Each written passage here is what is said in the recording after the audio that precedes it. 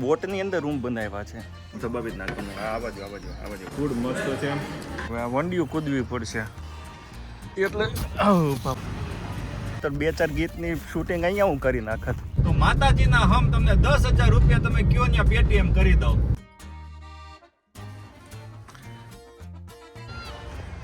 કેમ છો મિત્રો?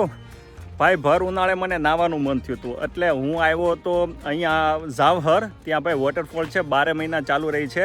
આનો મેં એક અલગથી વિડીયો બનાવ્યો છે, તમે જોઈ લેજો.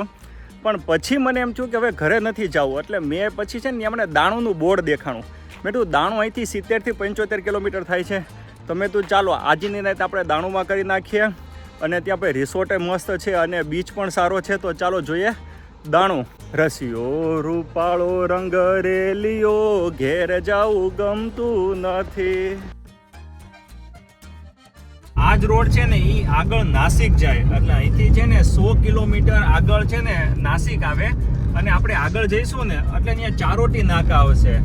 મહારાષ્ટ્ર ગુજરાત બોર્ડર ચારોટી નાકા અહીંથી આવશે. અને તમે આ બાજુથી આવતા હોય સુરત, બરોડા, અમદાવાદથી ને પણ આવતા હોય ને તો તમારે ચારોટી નાકાથી જમણી બાજુ વળવાનું છે. દાણું ત્યાં આવશે. આમ તો ગૂગલ કહી જ દેશે. ભાઈ એક વાત કહું, વગર મેકઅપે એટલે સમજી લો કે અત્યારે પાનખર જેવી ઋતુ ચાલે છે છતાં પણ આટલું બ્યુટીફુલ લાગે છે. વસંત ઋતુની અંદર, મોન્સૂનની અંદર તો આનો નજારો કેવો હશે. હું એમ કહું ચારોટી રસ્તાએ તમારું બીપી અને સુગર માપી લેવાનું અને નાસિક આ રોડેથી જવાનું. કન્ડિશન આ કે આ રોડેથી જવાનું અને નાસિક જઈને તમારું બીપી અને સુગર માપવાનું. જો ઓછું ન આવે તો માતાજીના હમ તમને 10,000 રૂપિયા તમે કયો ત્યાં પેટીએમ કરી દો. અને કુદરતના આશીર્વાદ મળી જાય પછી દવા ડોક્ટરની કાંઈની જરૂર નથી. નથી કહેતા કે ભાઈ દવા કરતા હવે દુઆ ઉપર ધ્યાન રાખો. આ દુઆ છે, ઈશ્વરની દુઆ છે. આમ તો છે ને હું થોડોક દોઢ ડાયો એટલે મને છે ને એક વસ્તુ મેં જોઈને તો મારામાં કુતૂહલતા એવું કંઈક આવે, એવું કંઈક મને જાય ક્યુરિયોસિટી ઇન શોર્ટ. હવે એ હું તમને કહું, તમને મજા આવશે. ગામવાળા છે ને એ આ ચારો ભેગો કરે અને આ ચારો ભેગો કરી આવી રીતે છૂટક અને પછી એની આવી રીતે ગાંઠ બને આ 120 કિલોની. અને પછી આવી રીતે સ્ટોરેજ થાય અને પછી આ મુંબઈ ને એ બાજુ બધે તબેલામાં ને એમાં જાય.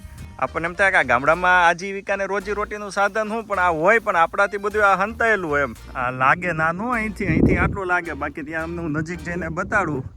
આ લગભગ ઓછામાં ઓછું આ 60 થી 70 ફૂટનો છે આ ઢગલો.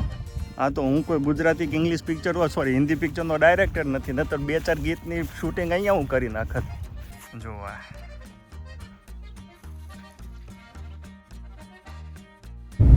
મુંબઈ એક્સપ્રેસ હાઈવે અને આપણે એને ક્રોસ કરીને ઓલી બાજુ જવાનું છે, પહેલી બાજુ. તો અમે પહોંચી ગયા છે દાણું.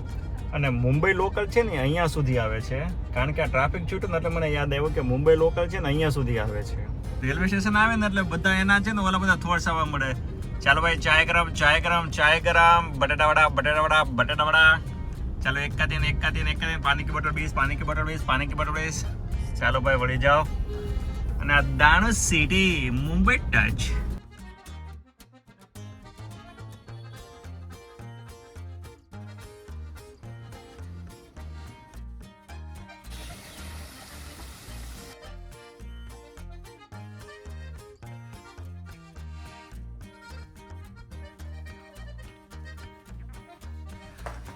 कौन सा रूम है? 403. Beautiful room. મચ્છર કેવા છે જો ભાઈ. અમે આગળ રોકાણા છીએ ક્રેઝી ક્રેબ્સ રિસોર્ટ છે અને રસ્તાની અંદર છે આ હોટલ બીચ ક્લાસિક. ભાઈ સરસ છે, ફૂડ પણ સારું છે, ફૂડ ત્યાં પણ સારું છે. પણ તમારે અહીંયા ચીલ થવું હોય તો આ જગ્યા મસ્ત છે. અને આગળ આવે છે દાણું બીચ. બીચ આખો છે, આની પાછળ બીચ છે પણ જે પ્રોપર દાણું બીચ કહેવાય ને એ આગળ છે. હમણાં તમને હું જઈને બતાડું. અને ભાઈ આ બીચ ક્લાસિક.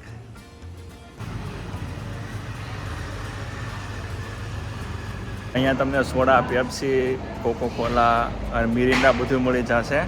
ખરેખર આવું બધું જોઈએ ને એટલે ગુજરાતીના મનમાં તો એક જ વિચાર આવે, મન મોર બની થન ઘાટ કરે, મન મોર બની થન ઘાટ કરે. ભાઈ રિસોર્ટથી 1/2 કિલોમીટર અમે બીચ ઉપર જઈએ છીએ. વોક કરતાં જબરજસ્ત ઇવનિંગ છે, મજા આવે છે. તો હવે અમે પહોંચી ગયા છીએ શોર્ટકટ કરતાં દાણું બીચ ઉપર. ને આ તો લોક લાગે છે એટલે અમે આ શોર્ટકટ ગોતતા ગોતતા આણે તો લોક કરી નાખ્યો. હવે આ વંડીઓ કૂદવી પડશે. આ બાળપણમાં બહુ વંડી કૂદ્યા છે પણ હવે આવી ઉંમરમાં કૂદવી પડે એટલે નવાઈ લાગે. જય સ્વામિનારાયણ. ભગવાન ભગવાન ભગવાન. ઓ બાપરે. આ સારું છે બાળપણની પ્રેક્ટિસ હતી એટલે. બાપરે જો ભાઈ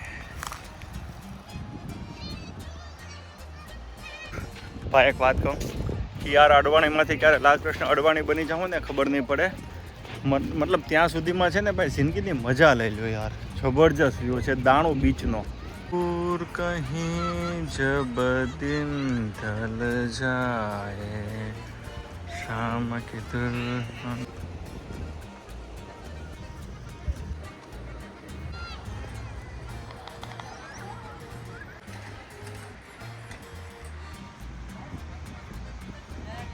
વિચાર આવ્યો કે આ દરિયાના જે મોજા છે ને એને કાંઠે આવતા આવતા કેવા ફીણે આવી જાય છે.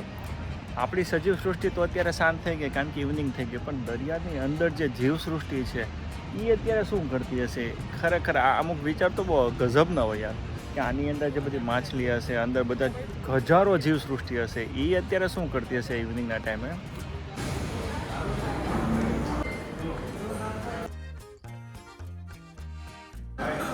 ભાઈ ફૂડ મસ્ત છે.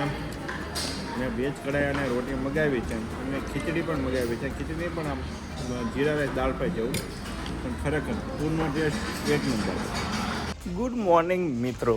આજે સવાર છે આ દાણુની છે અને વાગી ગયા છે 10 અને અમે જઈએ છીએ નાસ્તો કરવા હાટું. અને છે ને અહીંયા એક વસ્તુ મને જોવા મળી.